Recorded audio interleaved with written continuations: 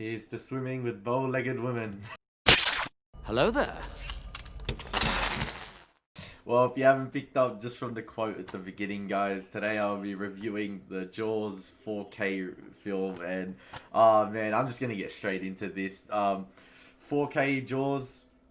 I've been collecting 4K movies for about a year now, starting on from my Blu-ray collection, and yeah, Jaws is one of my favorite movies of all time. And this might give away my ranking at the end of the review, but I'm gonna review both the film and the 4K today because why not? I just love Jaws so much, and I've had so much history with this film. I saw it when I was first 4 years old. My grandma showed it to me, and ever since then, I've had this love for the ocean and sharks that's just I cannot. I don't know. It's the movie freaked me the hell out when I was young, and I even had dreams about it, like nightmares about this shark coming to get me, and all I thought about was this shark, and I've got my little pop vinyl at the back here, the shark Bruce with the canister, and yeah, I'm just gonna get into my review today, guys, and man, as I've grown now to become older, this film is more than just a gory creature flick that you everyone thinks Jaws has become to be. Oh, it's a film about a shark. Oh, this is a shark film. Jaws is a shark film. Man, Jaws is way more than just a shark film. And I said this in a written review I wrote for Jaws last year. And Jaws is a complete and perfect example of how to balance horror and build fantastic characters. I mean, the film spends so much time on. It spends, I guess, the first 40 minutes of the film developing and fleshing out these characters and, I guess, targeting its screenplay, which is what creature flicks and shark films have failed to do since Jaws. And this year it's entering its 46th year since its release.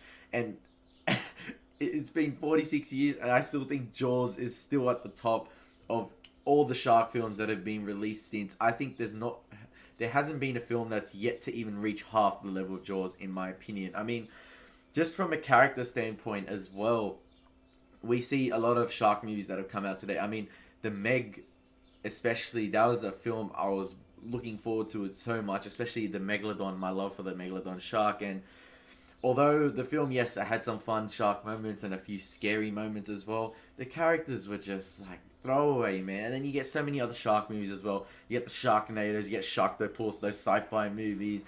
You get the Deep Blue Seas, and then you get like the Shark Night 3D, whatever those crap is, where it's just like, oh, these are disposable characters that are just there to eat me now, or whatever. They're just there for the shark, and then just for viewing pleasure here and there, we get a little bit of blood out of it. That's it. That's all they are. But now, this is not the case in Jaws, man. We have Hooper, we have Quinn, and then we have Chief Brody, played all by fantastic Robert Shaw, Richard Dreyfuss, and Roy Scheider. They're all fantastic in the film, and I think Steven Spielberg does a fantastic job at fleshing all of them out. And in just testament to the film Jaws, my favorite scene in the film doesn't even involve any scene with the shark. It involves our three main characters talking on the orca, and at night when they're all sitting around dinner table and telling their own stories about the tattoos, the scars, and then Robert Shaw as Quint has this riveting line delivery when he talks about the USS Indianapolis and when he talks about the shark's eyes, they have dog's eyes, and they just roll over. That just suspense and tension, talking alone, and then you have the music in that scene completely cut out, and then it slowly builds up to crescendo again and then you hear the screams. I think there's like insert audio of like the screams of the men and the sailors when he's talking about it, and it's absolutely fantastic. It's riveting. That's what makes Jaws for me. It's these characters and their camaraderie. And I think in that scene, Spielberg is able to amalgamate just comedy, horror, suspense all into one.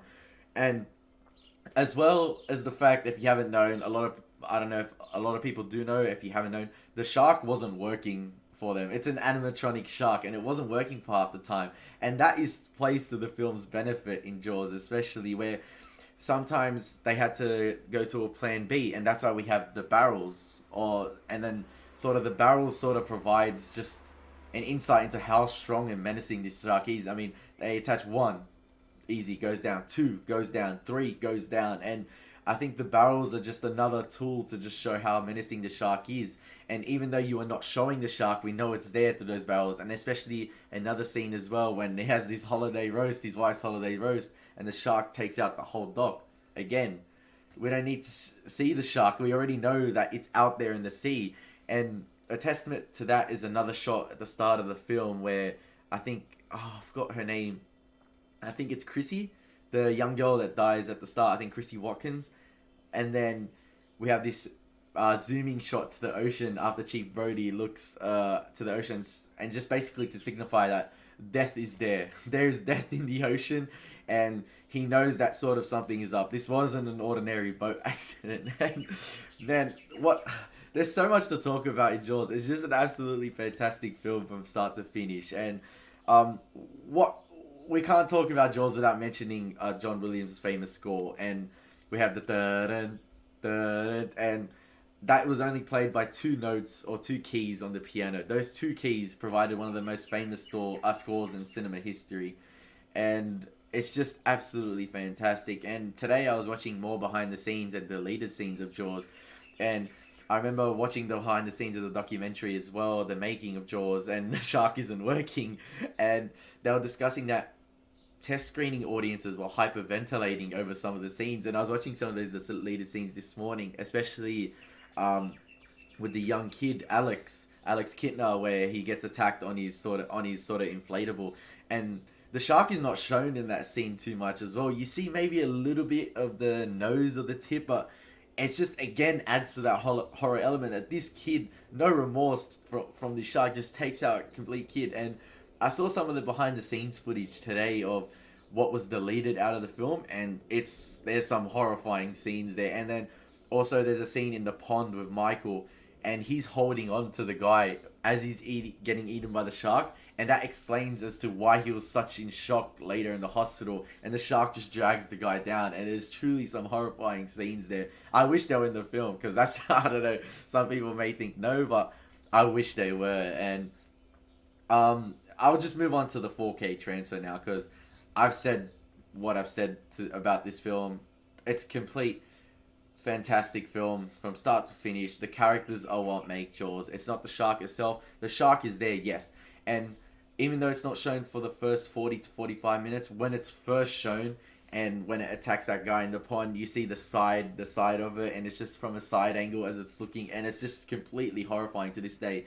Even if it's an animatronic, I think it still holds up. Sometimes you can see obviously that it's an animatronic, the way the shark moves sometimes it's a bit sort of jaggedy, it's not smooth, it's just like a bit, it's very robotic, but for me it still holds up to this day, and it's scary than most shark movies today. And I think it's just a true testament to prosthetic and practical effects showing up to CGI. And let's just move on to the 4K now. The 4K transfer is absolutely immaculate on this film. I mean, the Blu-ray transfer was already good, and I love the Blu-ray transfer. And the same goes for Predator, a film that I truly love as well. When I first saw the Blu-ray, I'm like, wow. And then when I saw the 4K, I'm like, wow as well. I mean, the blue of the ocean is fantastic. The blood absolutely stands out in 4K as well, especially the scene where Quint meets his, I'm not going to say demise, that's all I'm going to say, but the blood stands out. I know the audio is crystal clear as well. I think it's Dolby Atmos, the audio, or Dolby Digital. The audio is fantastic, and the 4K transfer, I know the one dolly zoom panning shot to, I just dropped the 4K, but the dolly zoom shot towards Brody, you can see his wrinkles and everything. It's just extremely detailed.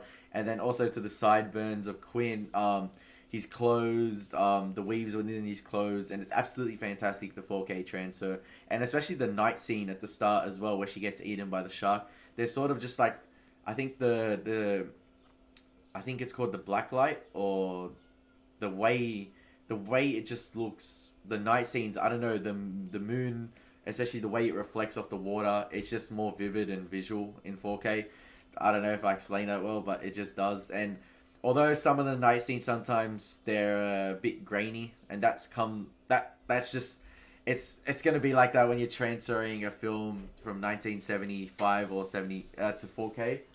Quick interruption there, guys. It's all right, but where we at with the 4K review? I was talking about the lighting, especially the white level at night. You can see the moon reflect off, and it looks fantastic. The night scenes as well, although they're a bit more grainy. I think it just adds to that. I like the grainy aspect of it, just old fashioned gritty.